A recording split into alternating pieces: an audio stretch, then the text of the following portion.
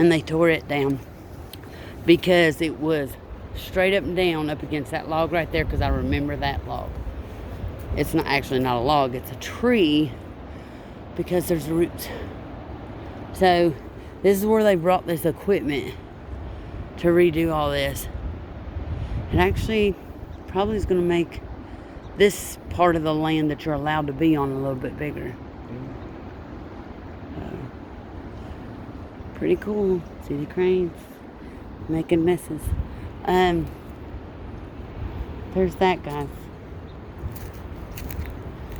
Now we're going to walk up another part. Let me pause it for a second and I will show you all up here and let Freddie tell you history. Freddie just stated, what? If you need some insulation for your house, we know where to find some.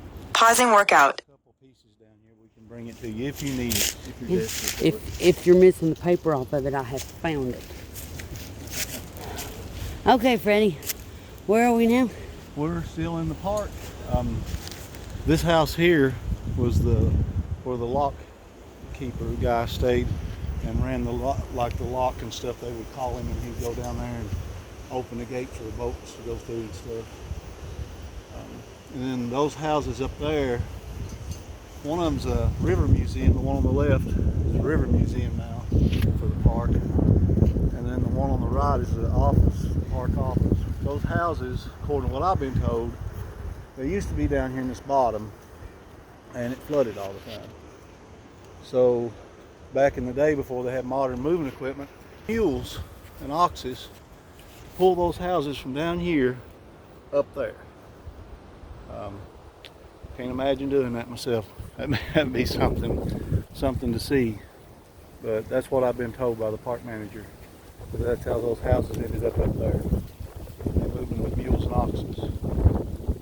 This is part of the dam. This is the berm that comes out that went dam. Kind of a flood wall like thing, I guess. And we're going to head up this, across that berm, and up those steps right over there.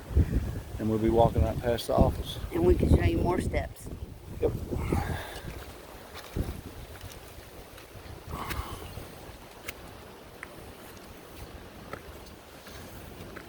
Robin has to take it slow because of her.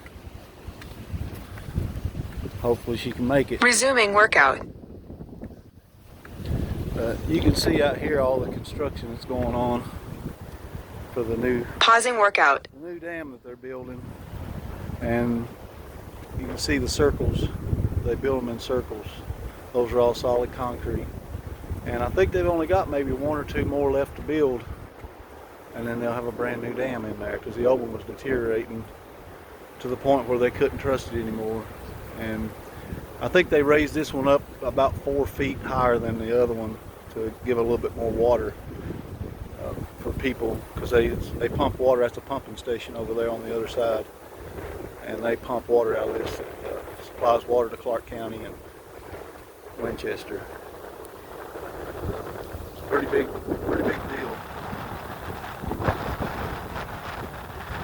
Like Robin was saying, they've been working on it a little over 2 years now. And it looks like they're just about ready to finish it off. When I first came up here, that first one that's sticking up a little bit higher was the first circle that they poured.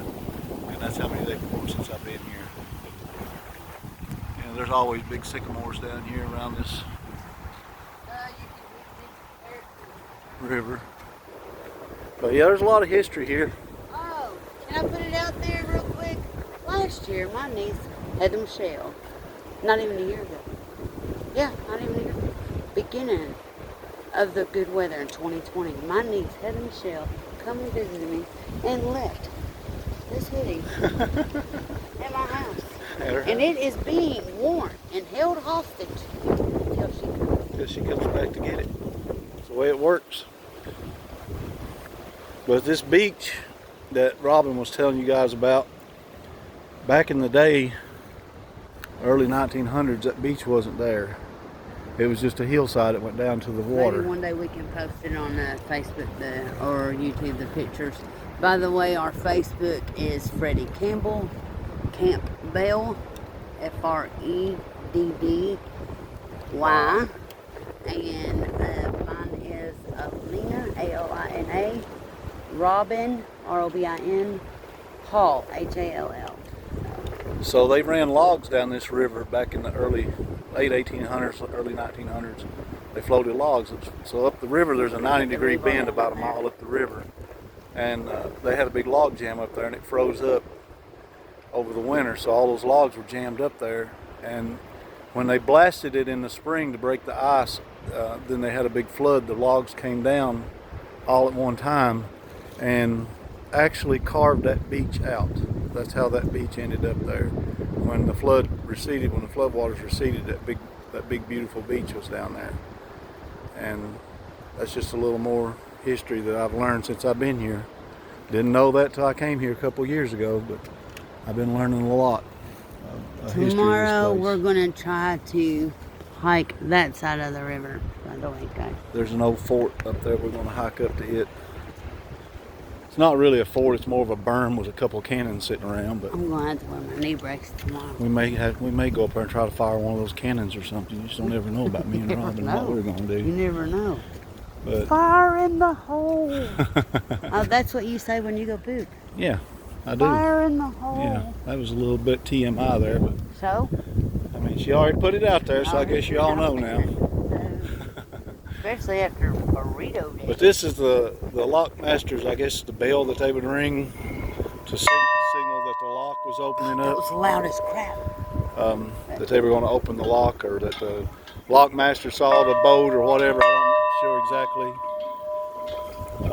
why that bell was there, but There's the flood thing. and there's the flood gauge. You can see This one down. And that, when the river floods. that one goes to 37.30 and this one goes to 30.50. Yeah, so that's a little bit of history here. Of course, they don't use that lock anymore, and they'll never use it again. They've completely blocked it off where it'll never be used again. We're going to try to give you all as much history as we can. Oh, please by all means correct us if we're wrong, but try to give if we're wrong on any kind of history, because we might just be going by something we heard. Yeah. So we'll try to give you as much history as we can on a place that we go to. We're always going somewhere. So, but like I said, it's for people that don't get out much or can't get out much. Yeah. You cannot go in here to find arrowheads because I wanted to. I can't. Well, they're under about 30 feet of mud.